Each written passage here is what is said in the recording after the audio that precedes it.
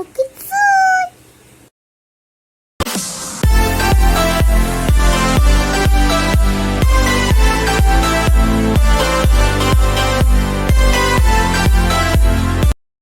ஒரு பள்ளியில் 3ஆம் வகுப்பு ஆசிரியராக பணிபுரிந்தார் ரெஜிதா. குழந்தைங்களா, இன்னைக்கு முக்கியமான பாடம் ஒன்று சொல்லி தர போறேன். எல்லாரும் கவனமா கேளுங்க.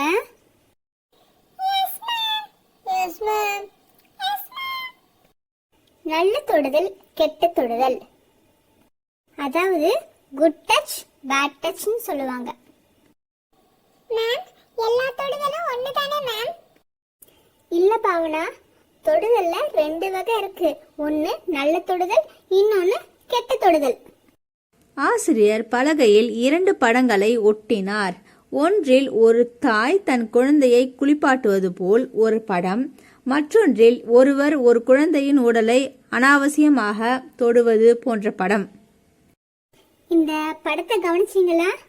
உங்க அம்மா உங்களை குளிப்பாட்டுவது நல்ல தொடுதல், டாக்டர் உங்களை சோதிச்சு பார்க்கறது நல்ல தொடுதல், அப்பா அம்மா பக்கத்துல இருக்கும் பொழுது உன் ஃப்ரெண்ட் உனக்கு ஹாய் ஃபை சொல்றது, அடிப்பது, இந்த மாதிரி செய்யறதுலாம் நல்ல தொடுதல். அப்ப கெட்ட தொடுதல்னா என்ன மேம்? சொல்றேன் கார்த்திக், உட்காருங்க. கெட்ட தொடுதல்னா உனக்கு பயமாவோ இல்ல வெட்கமாவோ அசௌகரியமாகவோ உணர வைப்பது கெட்ட தொடுதல். அப்புறம் உன்னுடைய அபிஷியல், அதாவது பிரைவேட் பார்ட்ஸ் யாரும் தொடக்கூடாது, அது கெட்ட தொடுதல். அப்பொழுது மித்ரன் கேட்டான், மேம், யாராவது கெட்ட தொடுதல்ல தொட்டாங்கன்னா என்ன செய்யணும்? Good question. முக்கியமான விஷயத்தை கேட்ட மித்ரன், உட்காரு. 3 விதிகளை பற்றி ஆசிரியர் கூறினார். ஃபர்ஸ்ட் ஒன், சொல்லு இல்ல உனக்கு பிடிக்கல என்று தைரியமா சொல். செகண்ட் ஒன், அங்கிருந்து போ, உடனடியா அந்த இடத்தை விட்டு போயிடு.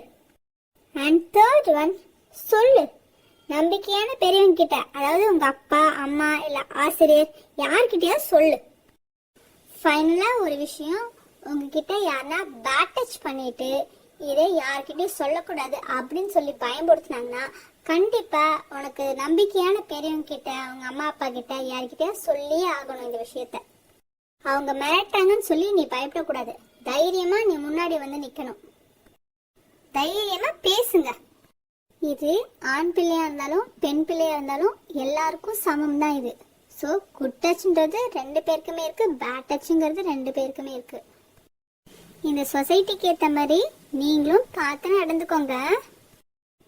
என்ன குழந்தைங்களா, நான் சொன்னதெல்லாம் உங்களுக்கு நல்லா புரிஞ்சுதா? Yes ma'am. குட் டச்னா என்ன, பேட் டச்னா என்னங்கறத நாங்க நல்லா புரிஞ்சுக்கிட்டோம்.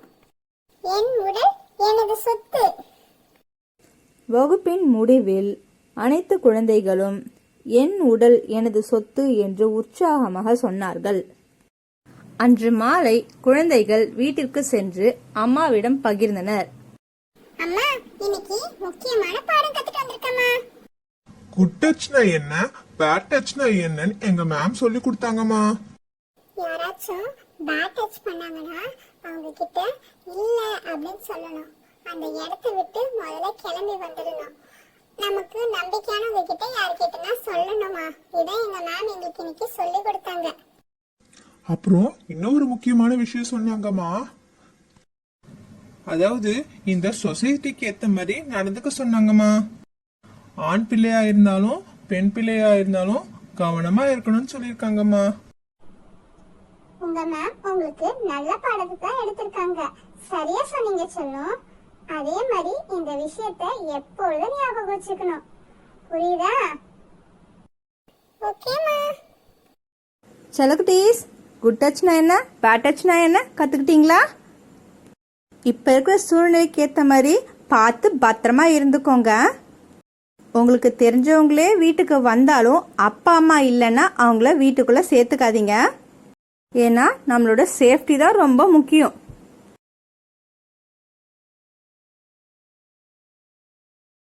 Thanks for watching. Like, comment and subscribe.